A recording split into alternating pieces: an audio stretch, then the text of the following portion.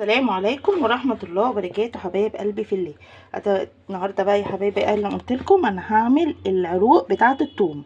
انا طبعا وريت لكم الثوم الاول، انا مسكته وعملت فيه ايه وقشرته ازاي وعملته ازاي في الكبه، وطبعا فرزته ازاي. طبعا انا وريت لكم كل حاجه. طبعا جبت لكم قلت لكم العروق هوريها لكم في فيديو تاني عشان ما اطولش عليكم الفيديو التاني. ماشي يا حبايب قلبي، انا جبت العروق اهيت بتاعه الثوم ما رميتهاش، مسكتها. دي بتبقى حلوه جدا في المخللات، تخليل قوطه، تخليل بتنجان، بصراحه فظيعه. ساعات باخد منها دقه للفول، بتبقى حلوه جدا. فانا جبت الطريقه ديت يا حبايبي اهوت، وقلت جبت لكم العروق الخضراء اهي طحنتها ما رميتهاش اهي، شايفين عامله ازاي. رحت جايبه بقى الايه، كام قرن فلفل اهو يا حبايب قلبي، من الفلفل الاحمر المشطشط. مش قادره اقول لكم الريحه اصلا عامله ازاي فيا الحمد لله، الريحه صعبه جدا. فجبته اهوت ونضفته من البذر على قد ما قدرت، اكنك مثلا بتقوريه كده من فوق. ماشي يا حبايب قلبي، ورحت عاملاه في الكبه برضو، عملت لوحده اهوت. بس هحطه بقى على الثوم عشان دوت اعمله في كيس لوحده، كل ما احتاج اروح واخده منه، او في بطرمان على حسب ما انتي ما تكوني عايزه. بس انا عن نفسي هعمله في كيس عشان وقت لما اعوز بطلع منه. ماشي يا حبايب قلبي، همسكه كده بقى اهو. طبعا هعمله هنا عشان تبقوا شايفينه كده الصوره واضحه. ماشي اهو، هنزل هنا بالثوم بتاعنا اهو يا حبايبي، بسم الله اهو.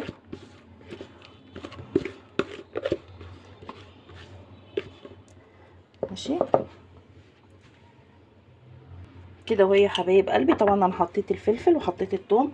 طبعا انا ديت باخد منها، هحط منها الملح عادي لان دوت بيبقى من المخللات او تتبيله السمك طبعا اهو. ماشي يا حبايب قلبي، كفايه كده اهو. وهنحط معلقه زيت برضو عشان ايه تحفظوا، الزيت ده اختياري زي ما قلت لكم برضو اهو، مش كتير برضو. ماشي، وهنقلب بقى ايه الفلفل مع الثوم. ومش قادره اقول لكم بقى احلى تتبيله ديت تنفعكم في المخللات وتنفعكم في تتبيله السمك، ولا تحتاجي ايه تطلعي منها وتروحي عامله على طول. هتعصري عليها ليمونتين وتحطي الكمون. انا ممكن احط دلوقتي الكمون عادي لان انا دلوقتي انا عاملاها لكده. ماشي، هتحطوا بقى خل، تحطوا ثوم، تحطوا ليمون، تحطوا ملح براحتكم تاني. بس انا عن نفسي مش هحط ملح تاني لما اطلعه. لما هطلعه هحط مثلا خل، هحط ليمون لما اكون عاوز ايه اتبل التتبيله اللي انا عايزه اتبلها. ماشي اهو كده اهو يا حبايب قلبي. طبعا احنا ايه هنحطهم كده اهو. بصوا، مش قادره اقول لكم الريحه اصلا عامله ازاي، ريحه صعبه جدا والله، صعبه جدا.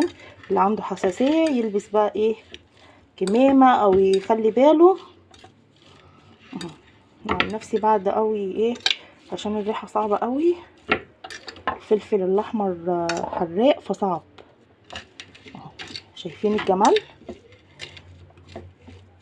ساعات بحط منها حبه كده وانا بعمل الفول، بصراحه بتبقى بتدي طعم جميل، مش قادره اقول لكم على حلاوته اهو. طبعا بقى بحط له كمون وبحط ليمون وبحط ايه حبه خل، وبحط ايه عايزه تحطي مثلا حبه طحينه عليها، بس دي للفول مش للمخللات التانية. المخللات التانية هتحطي الخل وهتحطي الليمون وهتحطي كمون بس كده اهو يا حبايب قلبي. وهجيب بقى كيس قدامكم اهوت ايه وهسيبها برضو زي التاني كده اهو يا حبايبي اهو. نحطه بقى في الكيس بتاعنا عادي. عايزه تحطي في بطرمان عادي، ما خلي بالكم البطرمان الازاز ما بيتكسرش مع الثوم بالزيت.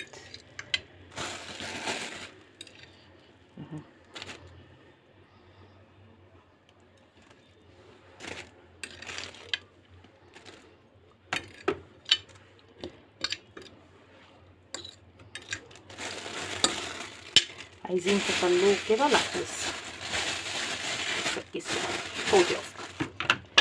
نعمل بقى كده اهو يا حبايبي. انا هخليه في كيس واحد ويبقى قدامي كده في الفريزر بتاع التلاجة، كل لما هحتاج هطلع منه ايه اهو.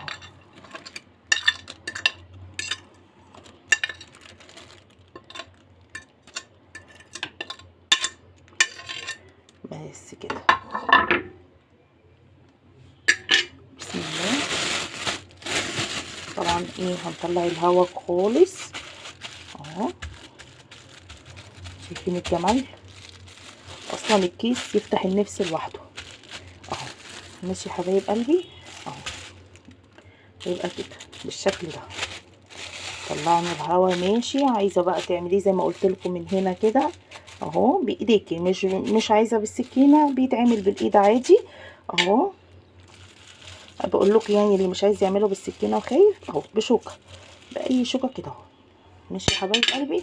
وكل ما هتطلعيها اهي هتبقى بالمنظر ده اهي. بس كده.